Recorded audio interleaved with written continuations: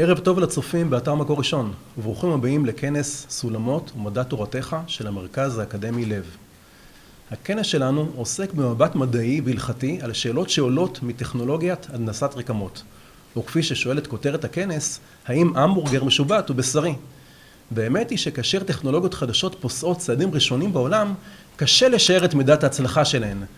ועוד יותר קשה לדמיין איך עולם יראה אחרי שהן תהפוכנה לחלק מהחיים שלנו. אני נזכר בשלטי החוצות הגדולים שפרסמה חברת פלאפון בשנות ה-90.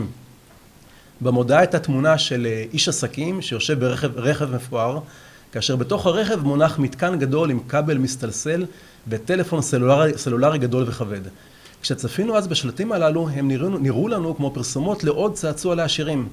המוח שלנו קטלג את הרעיון של טלפון בלי חוט באותה קטגוריה שבה נמצאים יאכטות, רכבי יוקרה ומטוסי מנהלים. לא משהו שבצורה כזו או אחרת יהיה קשור לחיים של האדם הפשוט. אבל הדבר הזה קרה. לא הרבה שנים עברו מאז אותו קמפיין, ועד שהעולם שלנו השתנה מן הקצה אל הקצה. היום אנחנו לא מסוגלים לדמיין לא את שוק העבודה וגם לא את החיים הפרטיים שלנו בלי הנוכחות של המכשיר הקטן שכולנו מחזיקים בכיס. הטלפון הסלולרי העלה אומנם שאלות הלכתיות, לצד שאלות תרבותיות, על הדומיננטיות שהוא תופס בחיים שלנו, אבל קשה לומר שהוא היווה אירוע מכונן בתולדות התפתחות ההלכה. בסוף זה עוד מכשיר חשמלי, משוכלל מאוד, כזה שכולל תפקודים שהיו מחולקים בעבר בין הרבה מכשירים נפרדים, אבל עוד מכשיר. הוא מעסיק הורים ומחנכים בשאלות של תכנים וחשיפה, אבל אלו סוגיות שהוא קיימות לפני כן ורק קיבלו לבוש חדש. כלל לא בטוח שזה המצב בנושא שעליו אנחנו הולכים לדבר היום. כמו הטלפון הסלולרי אז, גם טכנולוגיית הנדסת הרקמות נשמעת היום לרובנו כמשהו שנמצא איפשהו בין מדע בדיוני עתידי לבין אטרקציה יקרה ולא מאוד רלוונטית, אבל ייתכן מאוד שהעולם ישתנה בקצב הרבה יותר מהיר ממה שאנחנו מדמיינים לעצמנו. המומחים שנדבר איתם הערב יספרו לנו קצת על זה. מה שדוחף קדימה במהירות את הטכנולוגיה של הנדסת הרקמות אלו שני אינטרסים חזקים במיוחד. הראשון הוא האינטרס הכלכלי. אוכלוסיית העולם צורכת יותר ויותר בשר, וכבר היום התעשייה מתוחה קרוב לקצה יכולת ההספקה שלה. והחשש הוא שבנקודת זמן מסוימת ההיצע לא ידביק את הביקוש, החשש הזה הופך לחשש ממשי. והאינטרס השני נגזר מהראשון, והוא האינטרס הסביבתי, להציל את העולם מהתחממות מסוכנת באמצעות הפחתת גזי החממה. התרומה של תעשיית הבשר לפליטת גזי החממה ולזיהום האטמוספירה היא כה מרכזית ודומיננטית, כך שיצירת אלטרנטיבות לייצור הבשר הופך לאינטרס עולמי גלובלי. הכוחות הללו נותנים את הדלק למאמץ המחקרי ודוחפים אותו קדימה בעקומת התפתחות מהירה מאוד. וכאן נפתחת נקודת המבט ההלכתית. ולפני שנפנה לאורחים שלנו, אני אניח כאן תמונה אחת ושאלה אחת. זו השאלה האחרונה. זו שבה אחרי כל השאלות ההלכתיות טכניות שקשורות לטכנולוגיה של הבשר המשובט. דמיינו עולם שבו אין בשר שאיננו כשר, ואין דגים שאינם כשרים. יש אולי סוגיות משנה על בישול נוכרי ועל ניקיון של ירקות טליים, אבל באופן עקרוני יהודי יכול למצוא אוכל כשר בכל מסעדה בעולם. עולם שבו הלכות הכשרות הופכות ברובן למשהו שנלמד עליו בשיעורי היסטוריה. מה יחולל שינוי כזה בעולם היהודי דתי? איך יראו החיים היהודיים כאשר מרכיב כה מרכזי בעולמו של שומר המצוות פשוט נעלם? יהיו מי שיגידו, אי אחי, לא בעינה. אם כך, אנחנו לא רוצים את הבשורה הזו. הם יזכירו את הדיון שהיה במאה הקודמת על החשמל בשבת. ההשגחה העליונה כיוונה את גדולי הפוסקים לאסור אותו, למרות שהבסיס ההלכתי לא היה הכי יציב. בכך הם הצילו את השבת. מאידך, יהיו מי שיגידו, אדרבה, אין לך קץ מגולה מזה, ואולי אנחנו מתקרבים לימות המשיח. לא נכון להשוות לשיטתם בין סוגיית השבת לסוגיית הכשרות, מאחר ויש ביהדות ערך מרכזי לקיומה של השבת, אבל אין ערך רוחני מיוחד באיסורים ואיסורים. האנרגיות שהשתחררו מהמאמץ לשמירה על מצוות לא תעשה, יופנו למצוות עשה, לתורה, בתפילה, גמילות חסדים ובין אדם לחברו.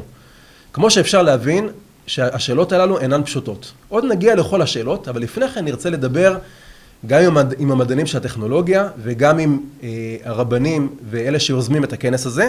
ואנחנו נפתח בכבוד הרב יוסף צבי רימון ממרכז סולמות ומרכז האקדמי לב. הרב רימון, בבקשה. טוב, שלום לכולם. אני מאוד שמח ונרגש על הכנס שאנחנו הולכים בעזרת השם בפתיחתו כרגע. למה זה כל כך מרגש אותי? אז קודם כל, אתה העלית כל מיני דברים עד כמה ההלכה והמדע אולי מתעמתים, אולי מפחדים אחד מהשני. אז תדעו מוריי ורבותיי, עולמו של הקדוש ברוך הוא הולך ומתפתח, הולך ומשתכלל, ההתפתחות המדעית מצוינת, התורה וההלכה רק עוזרת לה להיות יותר טובה, לנווט אותה, להיות לה למצפן, ואנחנו נמצאים היום בכנס מאוד חשוב. העניין הזה של בשר מתורבת, של הדפסת רקמות, איברים מודפסים, היו דיונים בשנים האחרונות. אבל אני חושב שאף פעם לא היה דיון שנמצאים בו ביחד. גדולי המדענים מכל העולם בתחום וגדולי הפוסקים שמתעסקים בדבר הזה, כולם נמצאים ביחד. כל מי שיתעסק בתחום, הכנס שלנו יהווה בסיס, והמסקנה מהכנס פחות חשובה מאשר הדיון. לראות את הדיון, לראות את המומחים הגדולים ביותר, דנים ומתייחסים בצורה רצינית לנושא שלנו. אז קודם כל תודה מיוחדת למרכז האקדמי לב, לפרופסור סוקניק שנמצא כאן איתי, לבית מדרש מדע תורתך, לרב אביעד בר-טוב, לסולמות, וכל אלה שעוזרים לנו כאן, גלעד ועזרא מאחורי הקלעים והצוות היקר. תודה. תכף פרופסור סוקניק הרחיב יותר, אבל למר אריה בת, שלזכר אביו אנחנו זוכים לעשות את הכנס הזה, ותודה מיוחדת לרבנים, לפוסקים מהשורה הראשונה שנמצאים איתנו כאן היום, הרב יעקב אריאל שליטה, הרב אשר וייס שליטה, פוסקים באמת מהסדר גודל העליון שיש לנו היום, ועוד רבנים חשובים, הרב צבי רייזמן מלוס אנג'לס שעוד נדבר עליו, הרב שבתאי רפפורט שבעניינים האלה של תורה ומדע ידיו רב לו. אז תודה לרבנים, לפוסקים, לאנשי המדע שעוד נראה אחר כך, ובעזרת השם שהכנס הזה יוביל אותנו, את עם ישראל ואת העולם למקום יותר טוב. לא מפחדים, להפך, שמחים מהתפתחות המדע, ויחד עם עולם ההלכה גם המדע יהיה טוב יותר. חיים סוקניק ממרכז אקדמי לב, איך אתה רואה את החזון של המכון מסביב לשאלות הגדולות הללו של חיבור תורה ומדע? כן, אני מאוד אוהב את הניסוח שלך מבחינת חזון. מי שמכיר קצת את מכון לב, מרכז אקדמי לב, מבין שהחזון הזה של שילוב תורה ומדע, אבל לא רק שבני תורה עושים קצת מדע, או שאנשי מדע לומדים קצת תורה, באמת שילוב אינטגרלי של השניים, זה דבר שפרופסור לב זיכרונו לברכה כבר חידש אותו לפני כ-50 שנה. אחד מהחשובים שאיתנו הערב, אריה, בוגר שלנו, ויש לנו בעצם עשרות אלפי בוגרים כבר במדינת ישראל, ואנחנו מאוד גאים בהם. החשיבות של החזון הזה הוא גם משהו שהוא מאוד עדכני ומאוד מיוחד. אני והרב רימון כבר התחלנו לדבר על הרעיון הזה של באמת לנצל את היכולות והנקודות החזקות של מכון לב לפני 3-4 שנים. לקח קצת זמן להבין לאיזה כיוון אנחנו הולכים, אבל גם היו כמה שחקנים בדרך שמאוד מאוד עזרו לנו. אני רוצה במיוחד להכיר את התרומה של משפחת ולדר משיקגו, שהם היו מוכנים לקפוץ למים, הם היו מוכנים לעזור לנו עם תרומה רציני מאוד, שאפשר לפרויקט הזה לצאת לדרך. אני חושב שזה היה הדבר הזרז שבאמת אפשר את כל הפעילות הזאת.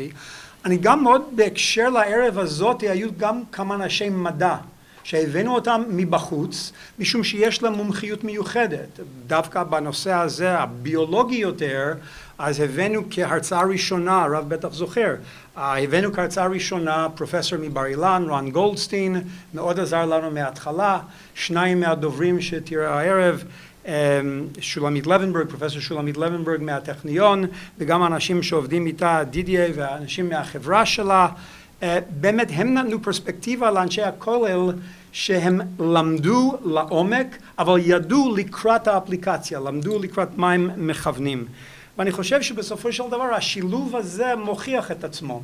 הנושא הזה, זה שהיינו יכולים להרחיב אותו ולהגדיל אותו מבשר לרקמות, לחשיבה באמת מאוד רחבה על כל הנושאים בממשק של תורה ומדע, זה באמת העדות החזקה ביותר לעצם היכולת שלנו ליישם את החזון של פרופסור לב. אנחנו גאים שהמרכז הזה הוא חלק ממרכז אקדמי לב, אנחנו באמת מצפים גדולות ונפלאות שאני חושב אנשים יראו אותם הערב כנקודת התחלה, בעזרת השם דבר שרק ימשיך ויגדל משך השנים הבאות. ואיתנו גם מר אריה בת, שבעצם בכיר בתחום התעשייה, מכיר את המקום הזה מתוך התעשייה, מתוך המקום שבו הוא באמת רוקם עור וגידים תרתי משמע. איך אתה רואה את החיבור הזה?